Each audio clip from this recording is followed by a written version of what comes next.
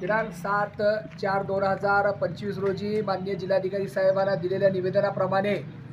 आम्ही सर्व शेतकरी या ठिकाणी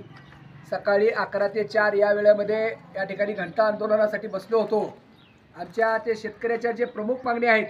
त्यामध्ये शेतकऱ्याची संपूर्ण कर्जमाफी, पीक विम्याची त्या ठिकाणी राहिलेली रक्कम, त्याचबरोबर अतिवृष्टी, त्याचबरोबर दुष्काळग्रस्त अनुदान,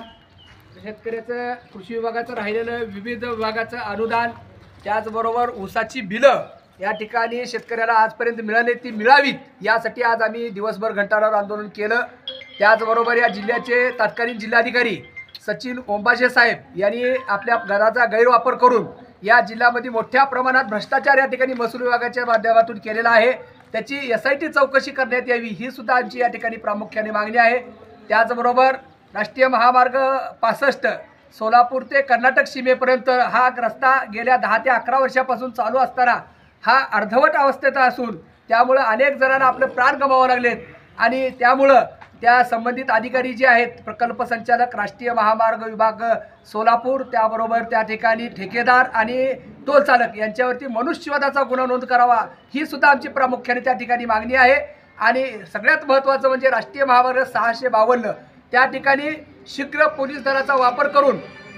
दिनांक 7/2/2025 रोजी त्या ठिकाणी शेतकऱ्यामध्ये भीतीचं वातावरण निर्माण करण्याचं काम जिल्ह्यातील प्रशासन आणि पोलीस विभागाने केलेलं आहे। त्याचबरोबर कार्यकारी अभियंता राष्ट्रीय महामार्ग विभाग यांनी सुद्धा त्या ठिकाणी चुकीची माहिती देऊन चुकीचं पत्रव्यवहार करून त्या ठिकाणी संपूर्ण शेतकऱ्याला त्या ठिकाणी भयभीत करण्याचं काम या ठिकाणी केलेलं आहे। त्या संबंधित सर्व अधिकाऱ्यांना त्या ठिकाणी तात्काळ निलंबित करावं ही प्रमुख मागणी या ठिकाणी आम्ही घेतलेली होती। त्यासाठी आम्ही दिवसभर आज घंटा आंदोलन केलं। आता आम्ही साहेबांना एक विनंती करतोय की आम्ही माननीय जिल्हाधिकारी साहेबांना निवेदन दिलेलं आहे, या सर्व घटनेवरती 1 मे म्हणजे महाराष्ट्र दिनापर्यंत सर्व आम्हाला या ठिकाणी त्याच्यावर कायदेशीर कारवाई करावी, अन्यथा 1 मेला आम्ही सर्व शेतकरी या ठिकाणी तीव्र स्वरूपाचं आंदोलन या ठिकाणी या भागामध्ये करू असे निवेदन या ठिकाणी आम्ही माननीय आता या ठिकाणी जे इन्चार्ज आहेत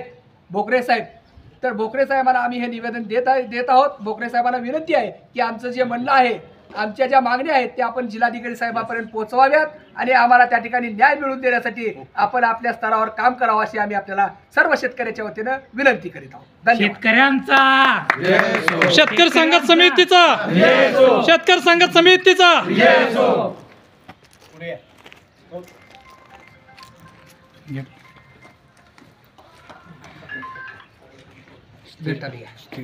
घंटा काढा चलो का दुसऱ्या